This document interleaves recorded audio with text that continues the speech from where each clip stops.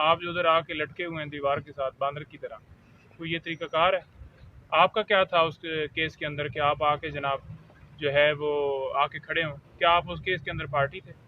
अता तारक साहब बड़े गुस्से में आप पर। मैंने कल उनसे सवाल किया, उन्होंने क्या पता नहीं आपका नाम भी उन्होंने जिस वो बड़े गुस्से में है। क्या वजह है? आपने क्या ऐसी बात कर दी है कि वो आप पे बहुत गुस्से में है?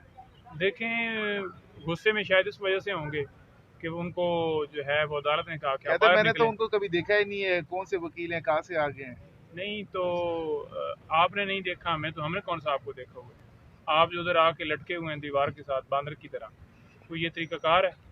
आपका क्या था उस केस के अंदर कि आप आके जनाब जो है वो आके खड़े हों? क्या आप उस केस के अंदर पार्टी थे? क्या आप उस केस के अंदर आपको कोई नोटिस हुआ हुआ है? आप क्यों वकीलों का जत्था लेके आए हैं? सुबह सुबह आप मैसेज चला रहे हैं, ठीक है, आपका उस केस से क्या ताल्लुक है? और क्या कहना चाहेंगे, खान साहब को आज रिलीफ मिल जाएगा आपके ख्याल में?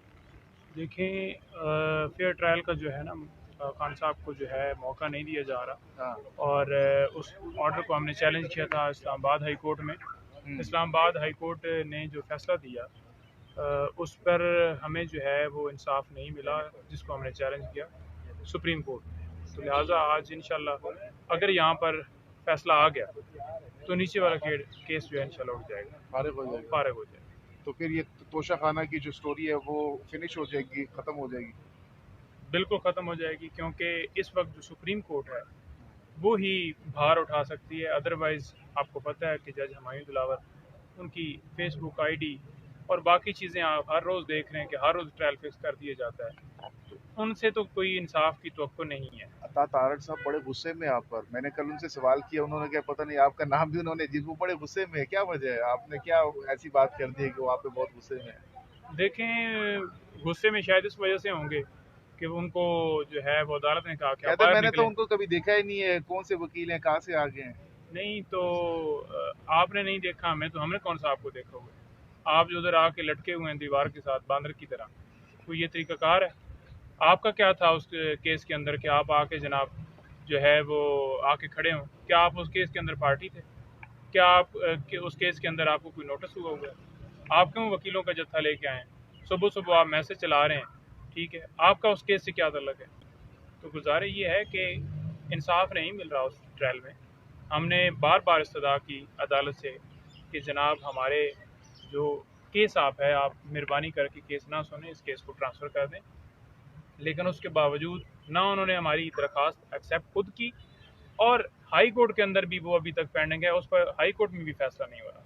तो सुप्रीम कोर्ट ही है जो हमें इंसाफ के लिए, खान साहब खुद आ रहे हैं, इसी वजह से आ रहे हैं। हालांकि ज़रूरत नहीं है आज उनके आने की, कोई उनकी हाज़िरी नहीं है, सिर्फ इसलिए आ रहे हैं कि मुझे इंसाफ दिया जाए। अदालत का जो हमारी पाकिस्तान के अंदर सबसे हाई अदालत है, उसका आके दरवाज़ा खटखटा रहे हैं कि आपसे इंसाफ की तवक्को है और मुझे इंसाफ दिया खान जाए। साहब भी पहुंचने वाले हैं, आपका वक्त कीमती है। लास्ट क्वेश्चन बताइएगा, मौजूदा हुकूमत जा रही है, इससे जाहिर सी बात है आप लोगों के बहुत मसाइल थे। केयर टेकर गवर्नमेंट के आने से कोई मामला बेहतरी की जानिब जाएंगे, कोई फ्लेक्सिबिलिटी, कोई रिलैक्सेशन मिल सकती है खान साहब देखिए, को पीटीआई को? केयर टेकर के ऊपर जो हम सुनने में आ रहा है हमें जनाब के, वो अख्तियारात जो हैं उनके ज़्यादा कर रहे हैं। यानी कि वो ये चाह रहे हैं कि जो केयर टेकर गवर्नमेंट है उसका काम है इलेक्शन करवाना।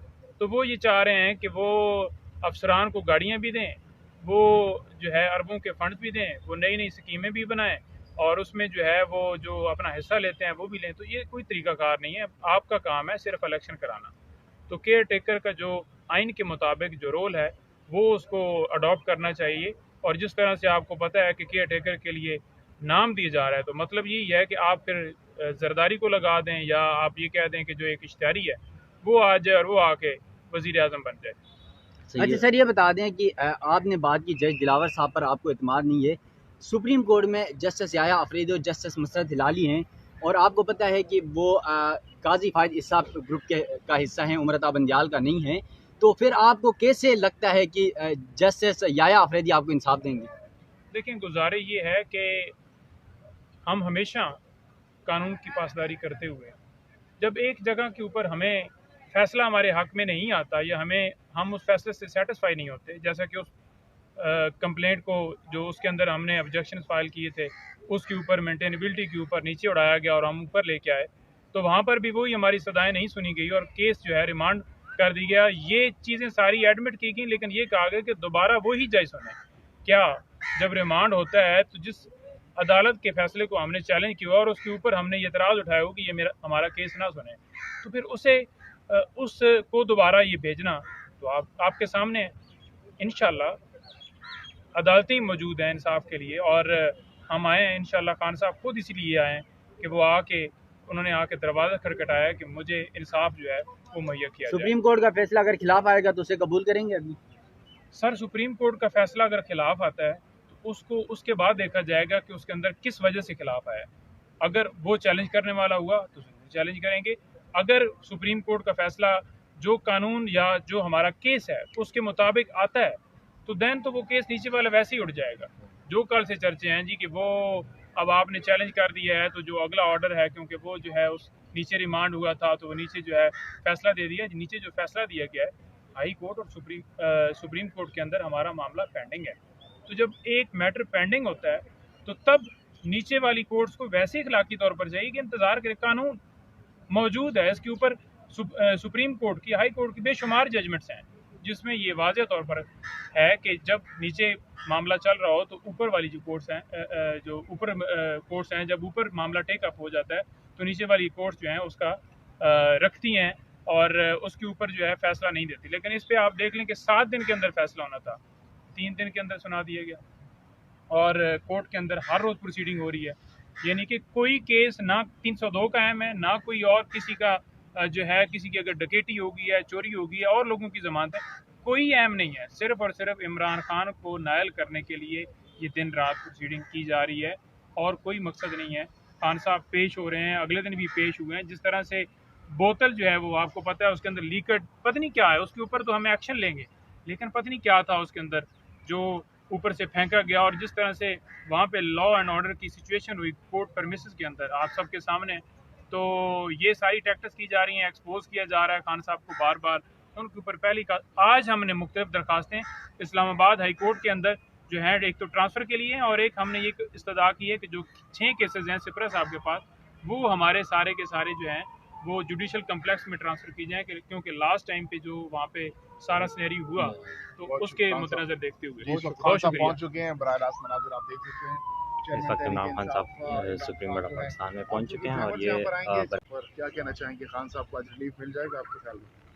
देखें, फेयर ट्रायल का जो है ना, खान साहब को जो है मौका नहीं दिया जा रहा और उस ऑर्डर को हमने चैलेंज किया था इस्लामाबाद हाई कोर्ट में। इस्लामाबाद हाई कोर्ट ने जो फैसला दिया उस पर हमें जो है वो इंसाफ नहीं मिला जिसको हमने चैलेंज किया सुप्रीम कोर्ट में। तो लिहाजा आज इंशाल्लाह अगर यहाँ पर फैसला आ गया तो नीचे वाला केस जो है इंशाल्लाह उठ जाएगा, फारिग हो जाएगा। तो फिर ये तोशा खाना की जो स्टोरी है वो फिनिश हो जाएगी, ख़त्म हो जाएगी? बिल्कुल ख़त्म हो जाएगी, क्योंकि इस वक्त जो सुप्रीम कोर्ट है वो ही भार उठा सकती है। अदरवाइज़ आपको पता है कि जज हुमायूं दिलावर, उनकी फेसबुक आईडी और बाकी चीज़ें आप हर रोज़ देख रहे हैं कि हर रोज़ ट्रायल फिक्स कर दिया जाता है, तो उनसे तो कोई इंसाफ की तवक्को नहीं है। अता तारक साहब बड़े गुस्से में आप पर, मैंने कल उनसे सवाल किया, उन्होंने क्या पता नहीं आपका नाम भी उन्होंने जिस वो बड़े गुस्से में, क्या वजह है? आपने क्या ऐसी बात कर दी है कि वो आप पे बहुत गुस्से में है? देखें, गुस्से में शायद इस वजह से होंगे कि उनको जो है वो अदालत ने कहा कि कहते मैंने तो उनको कभी देखा ही नहीं है, कौन से वकील हैं, कहाँ से आ गए हैं? नहीं तो आपने नहीं देखा हमें, तो हमने कौन सा आपको देखा हुआ? आप जो उधर आके लटके हुए हैं दीवार के साथ बांदर की तरह, कोई ये तरीकाकार है? आपका क्या था उस केस के अंदर कि आप आके जनाब जो है वो आके खड़े हों? क्या आप उस केस के अंदर पार्टी थे? क्या आप उस केस के अंदर आपको कोई नोटिस हुआ हुआ है? आप क्यों वकीलों का जत्था लेके आए? सुबह सुबह आप मैसेज चला रहे हैं, ठीक है, आपका उस केस से क्या ताल्लुक है? तो गुजारिश ये है कि इंसाफ नहीं मिल रहा उस ट्रायल में।